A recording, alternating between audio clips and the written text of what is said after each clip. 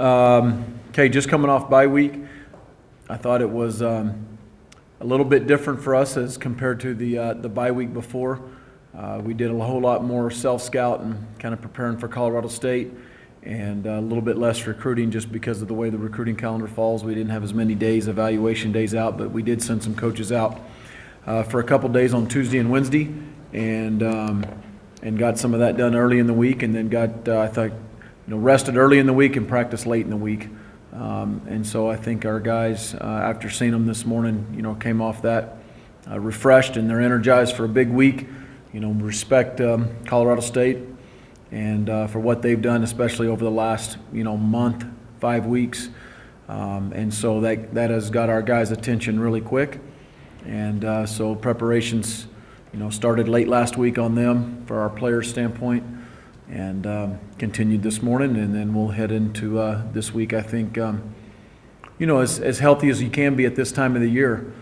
Everybody's hurt right now, and you have guys playing through injuries. Everybody in the country does, and the biggest thing I think where teams make strides at the end of the year, if they're able to motivate themselves, they have something to play for.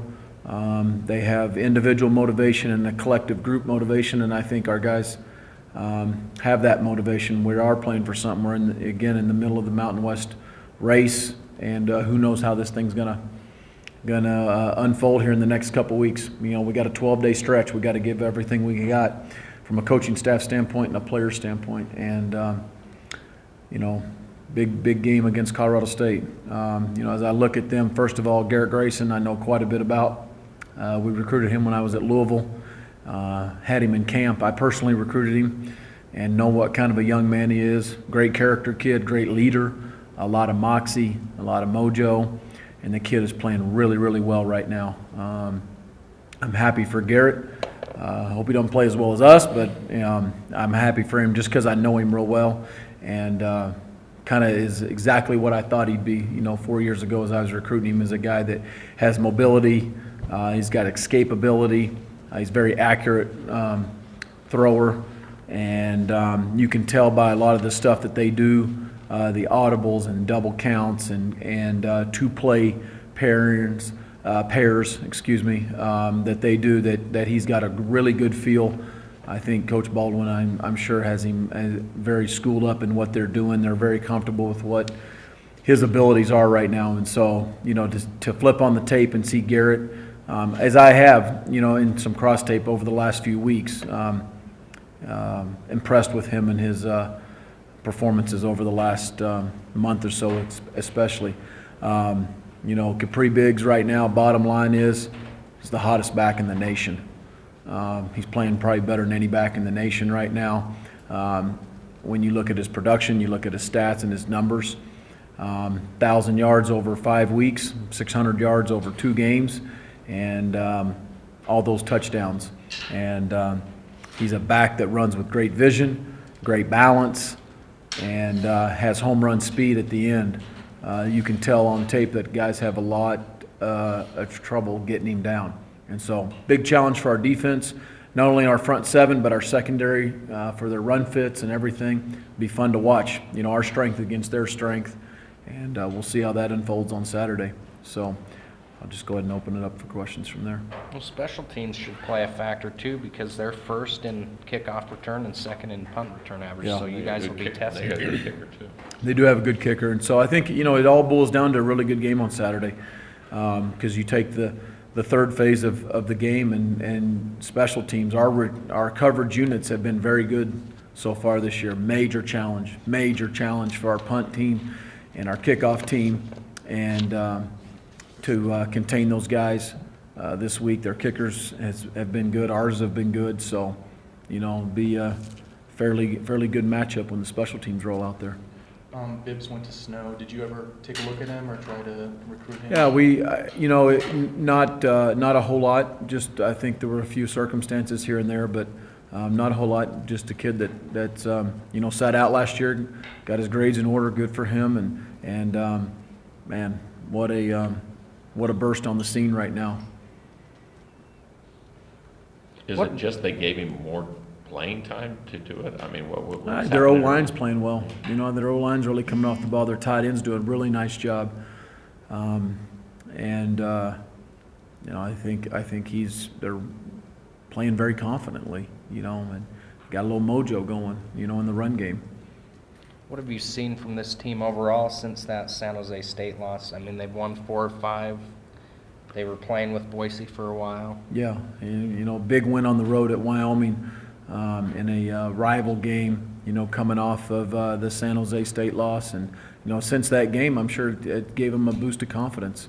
And I just think, too, that I think as you sit back and you watch this program, first of all, it's a program that has had success over the years, you know, going all the way back to Coach Lubick. And when I played at Utah State, you know, in the early to mid-'90s, and Colorado State was a top 25 program. And so when you've won and you've done it before, I think it's easier to resurrect. And you know that Coach Mack and that staff were on the verge of it. I've always believed that. And I think that they have a process that those kids have, you know, continued to buy into, and they've kind of weathered the storm, and then they had some success, and it just continues to feed that process. And so for him, they've got that thing going, and it doesn't surprise me. You obviously, now this week, you go against Dave Baldwin on the other side after you worked with him so close for quite a few seasons and things like that. Can you talk a little bit about that? Yeah, and, you know, Artie Valero's on staff. You know, one of Artie your was a coach here at Utah State when I played here, and really good staff. I mean, top to bottom, a lot of respect for Coach Mack and what he's done and over the years, and you know, the connections there with he and, you know, John L. and Coach Baldwin. But again, I'm going to say, just like I said earlier in the year, it's not about me, and it's not about Coach Baldwin, it's not about Coach Mack. It comes down to the players. We don't play. We get them in a position to be successful, and those kids got to go out and win the game. Players make plays, and players win games, and it's not about the coaches on the sidelines. It'll be nice to see him in pregame, and that about wraps her up. You know, he'll want to beat our brains in, and we're going to want to beat his brains in. But it's not about us. It's not about the coaches. It never has been. It never will be. What about, do you think you'll spend more time with the defensive guys because you kind of know what he thinks, and will he do the same over there this week before the game? You know what I mean, to help for game planning? I don't know. I wish I knew the answer to the second part of that question. I know the answer to the first part. You know, about the CSU offense, it seems like they don't have any one, you know, go-to guy in the receiving game. How have they been able to spread out the ball? Just play action. Anytime you got a running back that has been that productive, and you scheme up movement passes and play action passes and shot passes that are same as in the run game, you know, that I think that helps receivers get open. Although that Higgins guy does catch quite a few. They really use their tight ends too. Yeah, the tight ends. They're big Yeah, parts of both their 10 and team, 86 are blocking good and players. receiving. Yeah, both those guys are, and I know they're getting coached up really well. Those two guys put their face on people. They block well. They can run vertical and catch the football. They've done a nice job utilizing those guys in their game plan. As far as, you know, your team, I mean, you've had a chance to review UNLV and kind of think over that win. Anything that you draw out of that game in particular, or how you feel like your team has responded? I think the biggest thing you draw out of it is confidence that you can go down to the wire and win a game. Continue to talk about that. I talked about it, you know, with the guys this morning. You know, I go back 2 years ago, and in 2011 we won a game by 1, 3, 4, 4, and double overtime. And I went back and looked at all that, so you don't have to check me on that. Okay, Wade. And then last year, you know, we won 2 games in overtime, and then now we won one in the last, whatever, you know, 30 seconds of the game, you know, down to the last minute. And so I just think it continues to reaffirm where we're at as a program, and knowing that you can win close games. I think we drew as much as much as anything out of that UNLV game. We went into New Mexico talking about carrier and rush defense. Is this guy even better? Or, I mean, obviously with what he's done. No, I think Casey Carrier's a real good back. Jay Ajayi is a really good back, and Capri is a really good back. I mean, those are the 3 backs right now getting the most attention in the league. Capri's the hottest back in the country. not the league, the country right now, just with sheer numbers. And we got our work cut out for us. Now then, over on the other side, they've given up quite a bit defensively in games and yardage and things like that. Well, I think, you know, they've played well and they've stuck around in games. They've made some opportunistic turnovers and some things like that on their defense. But you know, basically it comes down to us, as we talk about every week in our offensive staff room, our offensive team meeting room, is it's all about us. It's what we do and it's how we do it. And so we're going to have to execute. We're going to have to play really well at a very high level to win the game Saturday.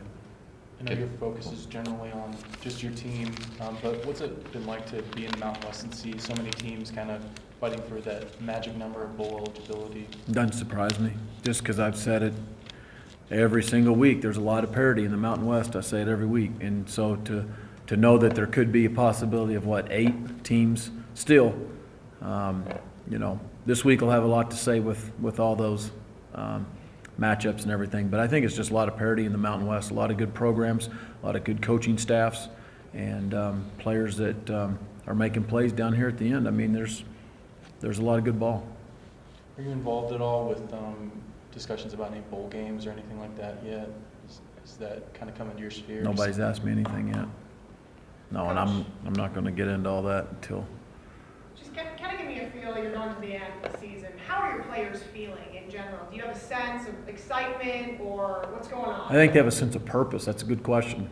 You know, I think as you get late in the year, you're either a program that is trying to hang on and say win one for the seniors and send them out right, or you're a program that says, hey, we're right where we wanted to be in January, not gotten there maybe exactly the way we thought or had planned out, which you don't plan it anyway, but we're in the middle of a Mountain West race. And so for our kids to know that and to say, hey, we need to finish strong, we control a lot of the things that's going to happen to us, you know, as far as a bowl invite or a championship game or anything like that, you know, that's exciting. And so I think you still come down. I totally believe in individual motivation and collective group motivation. We have both.